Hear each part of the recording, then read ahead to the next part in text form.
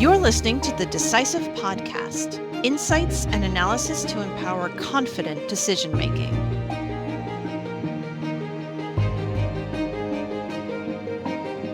Welcome to the Decisive podcast, brought to you by S&P Global Market Intelligence. I'm your host, Kristen Hallam. In many of our episodes, we talk about risks: economic, geopolitical, supply chain, maritime, and trade.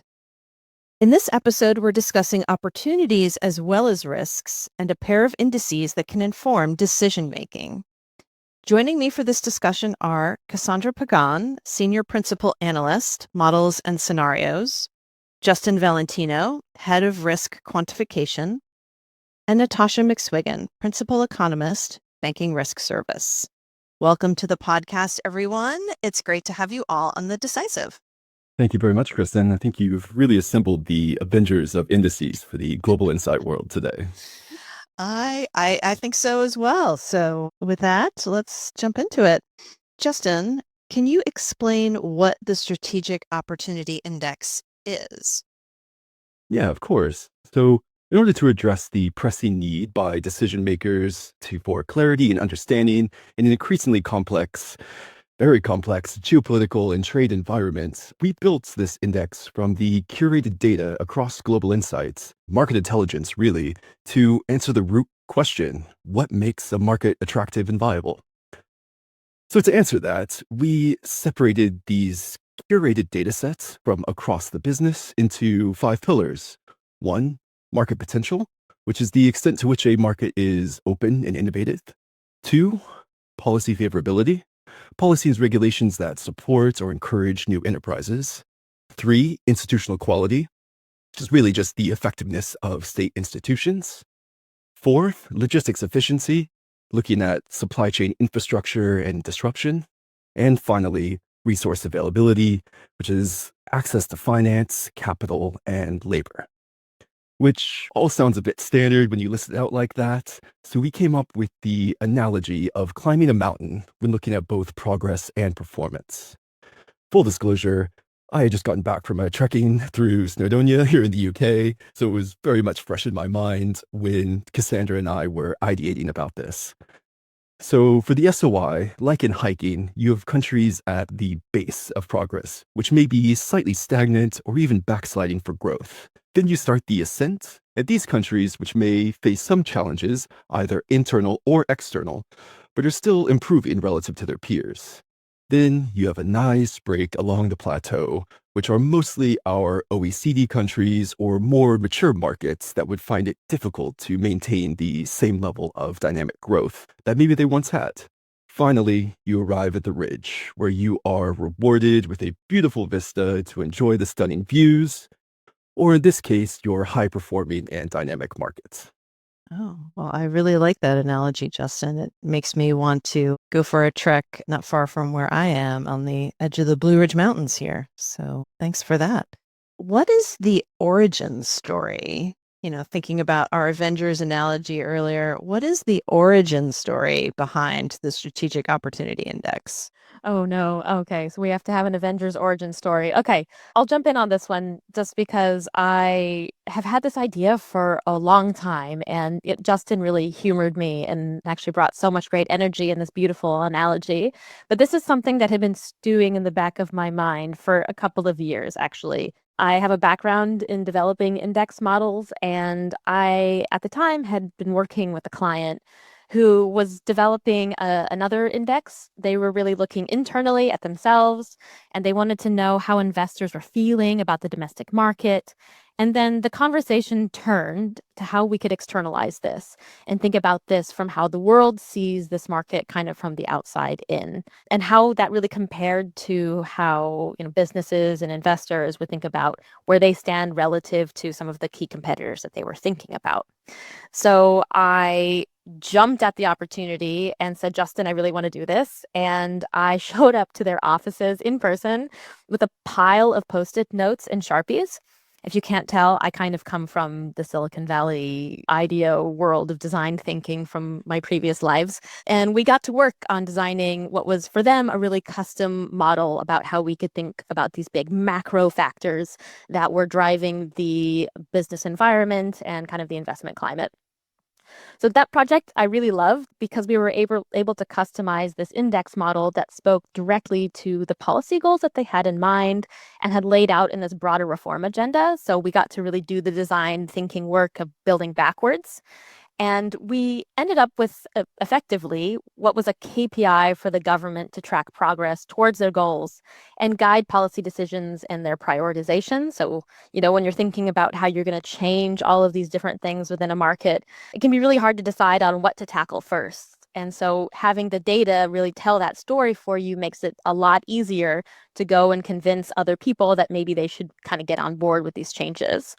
So one of the big things that they were really trying to do was bringing in FDI while also opening the market to the world, but in a way that would benefit local businesses and local markets, thinking about, the local labor markets and not just kind of creating this free-for-all environment. So that allowed us to think really creatively about the different forces that would shape how we could think about the business environment and what would drive that goal of creating something that was really sustainable and kind of open opportunities, not just for the companies that would come into this market, but also the companies that were already operating there. And what we ended up with was like a truly custom version, and that married together a lot of the S&P Global market intelligence data that they already had, brought in some new data that they weren't aware of, and then layered that on with some of the data that they were holding on to, maybe from their National Statistics Office and some more information that could give us just a completely different level of richness than we would have, kind of been taking from existing benchmarks about competitiveness that are out there in the world. So this project was a huge success. It was really fun, and we got a lot of buy-in from the highest levels of government. And we turned around and said, well, we should do this for us. There's no reason we can't do this. We have all of this data. We have all this information. And so we developed our own version, which is now the Strategic Opportunity Index. This version is agnostic to any kind of industry or policy agenda and is, like I said, really built on the beauty that is S&P market intelligence data with a handful of smidgens of data that we pulled from public sources. So to actually make this happen, again, I took another pile of Post-it notes and Sharpies to our office in London and got to work with this great group of in-house experts like Justin and Natasha. And we developed what is now the Strategic Opportunity Index, or lovingly called the SOI, within our team that we're so proud of today. And the exercise was different than some of the other work we had done because it was all about, like what you said, Kristen, about kind of flipping the script on what we're already known for in the market, which is risk.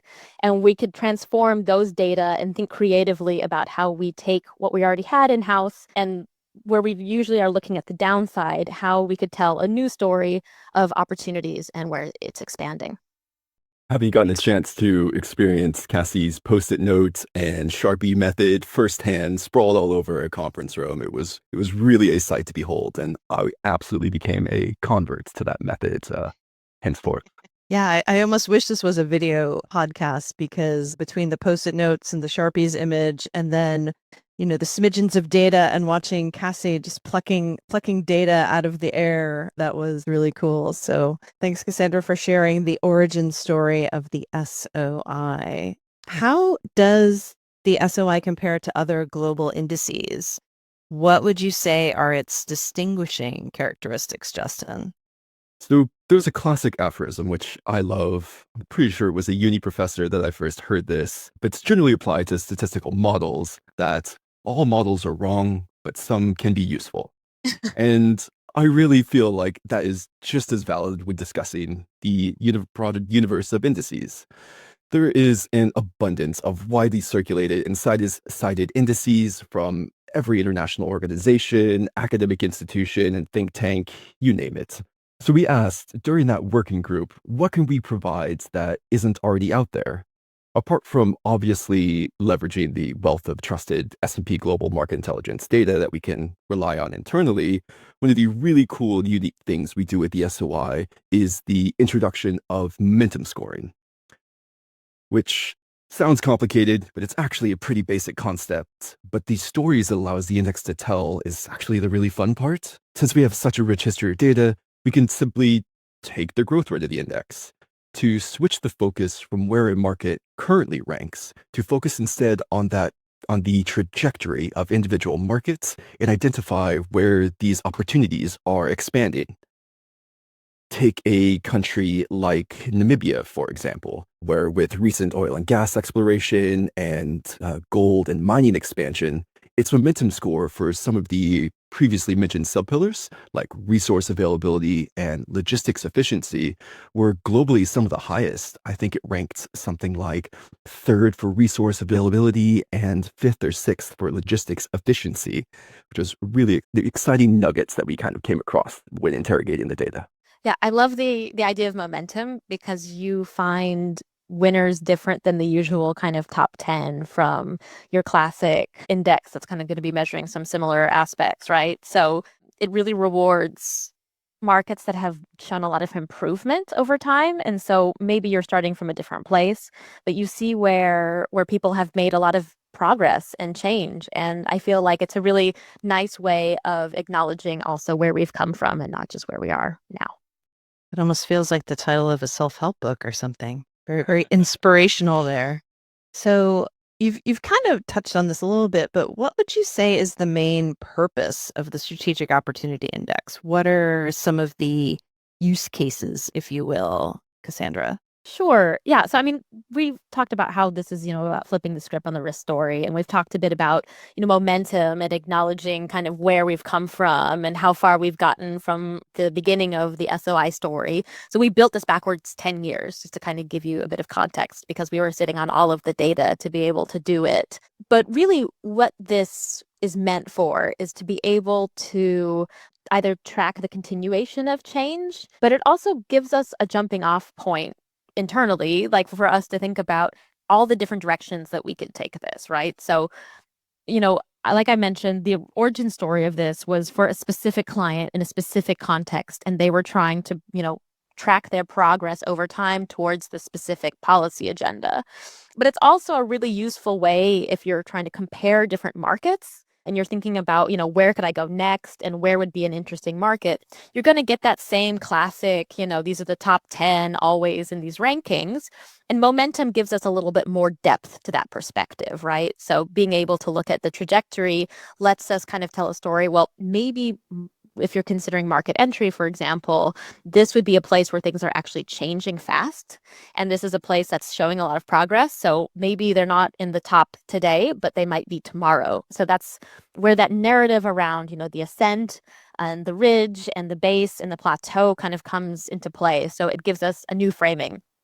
But also for us, it lets us have kind of a jumping off point for all the different directions that we could take this index, right? So I get to sit in a unique part of models and scenarios where I work very directly with clients, mostly on custom work.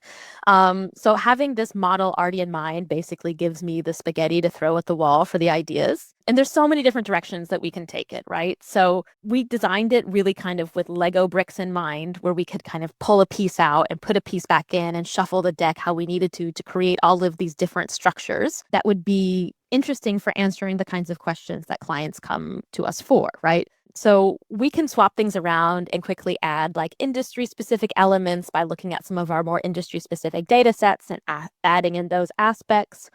We can also tailor this to specific regions, right? So there's parts of the world where some issues are, a higher order of concern than others. So, if we're thinking about a specific region, we might consider, the availability of talent in a different way than we would in another part of the world, right? So, being able to shuffle that deck, not only in the kinds of inputs that we have, but also how we're thinking about priorities and what are the most pressing issues within a region kind of gives us some of that flexibility. But we can also create new collaborations, right? So again, I get to sit in a really fun space within the business, or I get to reach out to different colleagues and think about how we can take different measures that we're already creating and bring them together.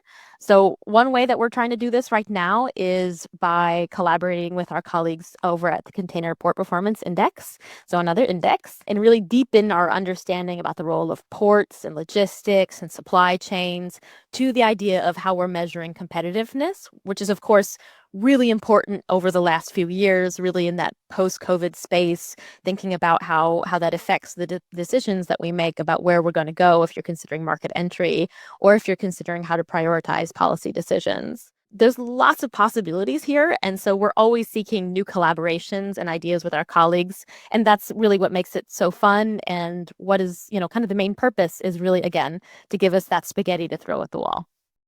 This may literally be one of the most visually image-rich episodes of the Decisive that we've ever recorded. We've got spaghetti on the wall, we've got Lego bricks, we've got trekking, we've got all the things, smidgens of data. I love it. So again, I think you've touched on this a little bit, but what types of data, let's get a little more granular here. Like, what types of data sources does the SOI leverage, and how do you ensure the reliability of this information? Sure. So when designing the SOI, in the beginning, we got to do the fun bit that every quantity person loves when given absolute free reign on data. And this was getting our hands dirty, really in the muds, on nearly every data set that market intelligence has available, from our widely used and trusted country risk scores to our banking risk and default risk scores to consumer markets, literally the breadth of our entirety of our economic forecasting, that we were trying just about everything of seeing what was available. But then simultaneously, and this is where we were constrained by Cassie's brilliant post-it note workshop, that keeping in mind what gaps are out there with other offerings, and then what would be most useful to our clients, first and foremost. Cassie, are there any data sets in particular that you were excited to discover or that we got to venture into along the way? That's a good question, Justin. I just want to clarify that I love all of our data sets equally. So as a mother, that is important for me to say. No favorite child. Okay. No favorite child. No, but really, I think I was especially excited to dig into the trade data because it's so rich and granular. And at the time, I just hadn't had very many opportunities to go play with it. And I really liked it because it required that we think very creatively about how to use this data, because on its face, it's actually not the first data set I would have turned to create a country level index. Just the way that it's structured, it's not something that you can just kind of grab and run with. So, country risk is obviously designed that way, banking risk is designed that way, but not the way that we have our trade data structured. So I really appreciate the energy that came out of that workshop, and I appreciate that everyone humored me with my post-it notes. But I think the team really saw, bringing in this trade data set as more of a challenge to rise to rather than a barrier to overcome. And really in the vein of flipping the script and changing our perspective, I felt like that was very consistent with the approach of the whole project. And I really enjoyed it because I learned so much about the types of insight that we can derive from trade data. There's a lot of questions you can ask of trade data about, where things are lacking, where things are in abundance, and you can think really creatively about how to turn that into proxy measures and derive really interesting insights from that trade in so many levels, right? Like the trade data is incredibly rich. So I would have to say it's not my favorite child, but it is the child that I was the most interested to learn about at the time. So yeah, and honestly, I think it was one of the things that was very timely given everything that's going on in the world. So being able to integrate the trade data into the model was probably the most fun part for me from a data perspective. Timely indeed.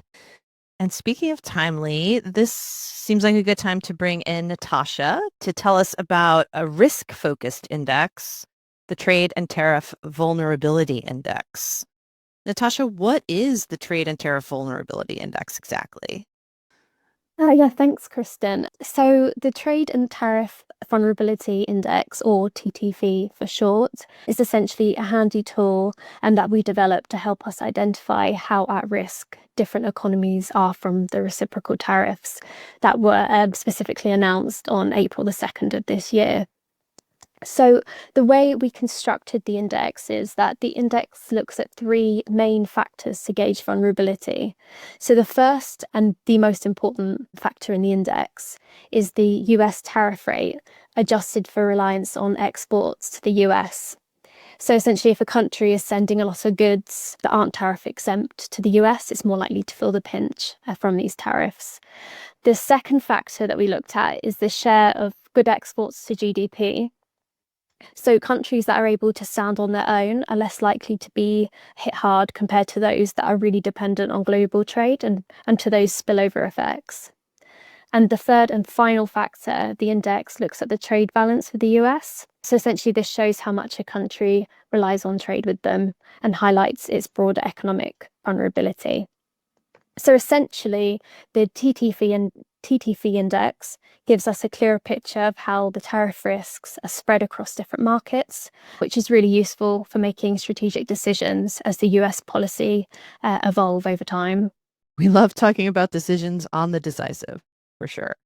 So keeping with that Avengers analogy that we had earlier, Natasha, what is the origin story of the TTV? Oh, yeah, great question. So essentially, the TTF index originated from the need to assess global economic risks following the tariffs announced, as I mentioned, on April 2nd of this year.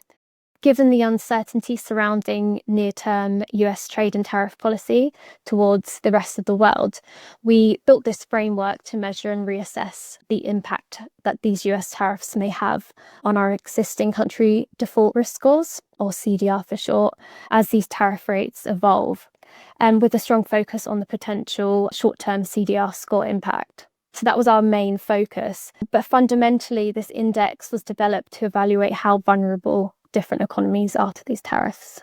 So, I mean, you've just said the index was developed to evaluate how vulnerable the different economies are to the tariffs. But what would you say are the use cases for the trade and tariff vulnerability index? How would businesses use this?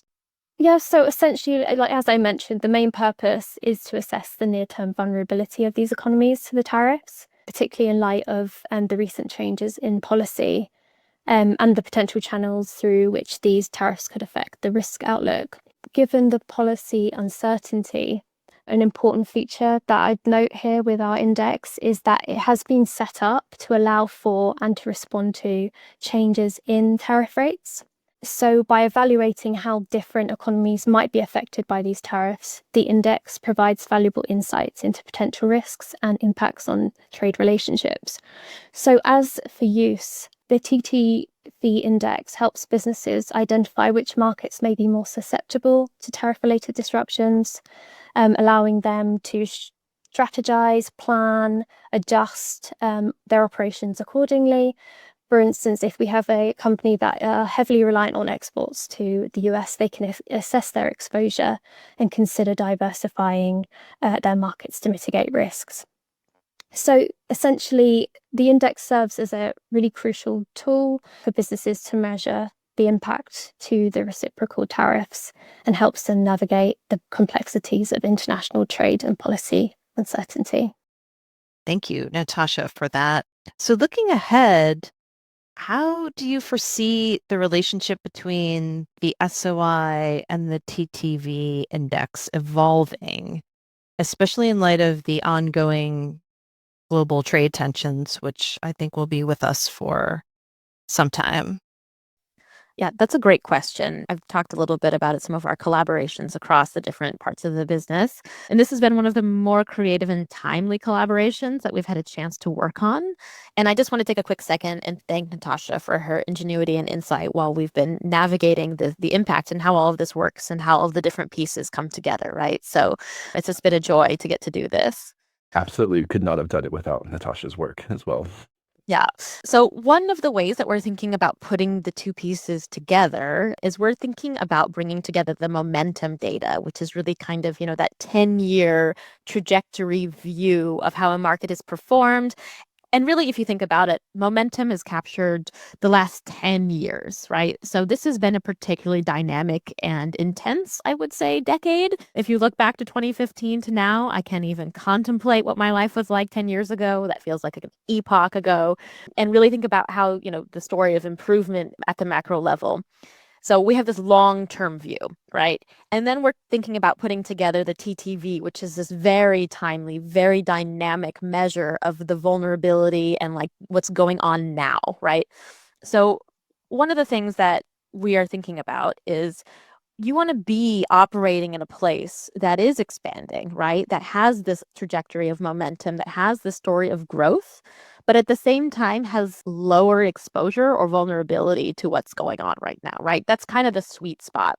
So by bringing together these two different measures, we're thinking about how we can identify those markets that are kind of in the area where you're expanding and growing, but have the least exposure or vulnerability to what's going on out in the world. And kind of on the flip side, it might make you think twice about markets if you're thinking about market entry, for example, that have low momentum and high vulnerability to trade and tariff dimensions going on right now. So it's a really interesting juxtaposition of how we're thinking about bringing these two indices together and really marrying the insights to say, from the long-term perspective, this is what we're seeing, but from what's going on right now, this is what we think could happen. So we look forward to sharing actually some of this work in an upcoming report that we'll be collaborating all together, the three of us. And that's going to be available not just to our clients, but also to the public later this month. Yeah, I just wanted to say thanks, Cassie and Justin. It's really exciting to bring the two data sets together. They're so complementary. And when we do put them together for the report, it's going to provide some really exciting and timely insights for our clients and, like you say, the wider public. Yeah. I'm envisioning, not to throw another image on the image pile that we've created in this episode, but I'm picturing like a yin and a yang symbol of how the two indices kind of can work together. Or maybe it's more like a Venn diagram where they overlap and there's that area that you said, Cassie, where there's lower risk but higher opportunity kind of thing. So well, we're going to take that to the design team when we go to get this published. Thank you. There you go. There you go. Happy to help in my own small way. So one last question before we wrap up. I just wanted to ask you if there were any limitations to the Strategic Opportunity Index or any caveats that, our businesses or clients or our listeners should keep in mind. Well, I mean, I really want to say that this index child is perfect and it can do no wrong. But I think one of the kind of very difficult decisions we had to make early on was going for breadth rather than depth. So the SOI does cover 98 countries, and there are so many other data sets that unfortunately had to be left on the cutting room floor, and we would have loved to incorporate and still hope to someday. But during its construction, we were trying to cast as wide of a net as possible to capture all of the market opportunity. Otherwise, we may not have found fun use cases like Namibia around that. That being said, with the 98 markets, it still does cover about 98% of global GDP. I guess the other caveat is that this model was designed to be sector agnostic, but the structure of it, the Lego bricks that we built it out of, does allow it to be kind of easily customizable to different sectors, to different use cases, or different policy priorities, like some of the policy priorities that Cassie mentioned earlier for a few of the use cases. All right. Thanks for that, Justin. And with that, it's time for us to wrap up our discussion on the Strategic Opportunity Index and the Trade and Tariff Vulnerability Index. So any final thoughts? Cassie, how about you? Yeah, I just would say, when you come across all of our work, hopefully soon, just keep in mind it's all relative. So with an index, it's always about thinking about things in context and understanding where you stand next to each other. So when you come across our data, make sure that you understand that it's all about relative measures. None of this is really meant to be absolute. And of course, everything is very dynamic. But that's actually what makes it a good measure of competitiveness. Right. Any other final thoughts? Yeah, I think we're just really excited to kind of finally reveal it to the world. It's something that Cassie and I and Natasha have been working on for the past year and a half, really, and just really excited to finally have it up on the big Hollywood sign. Natasha, how about you? Yeah, absolutely. I'm just excited to get the report out and share it with our clients, share our insights. Right. And on that note, thank you, Cassandra, Justin, and Natasha, for taking the time to talk about the indices with us and share your insights. I do want to mention that we have a blog post on our website on the Trade and Tariff Vulnerability Index, and I will include a link to that in the description of this episode. And with that, thanks for listening. Until next time. Thank you for listening to the Decisive podcast from S&P Global. Please subscribe and join us for next week's episode. Until then, stay curious and stay informed.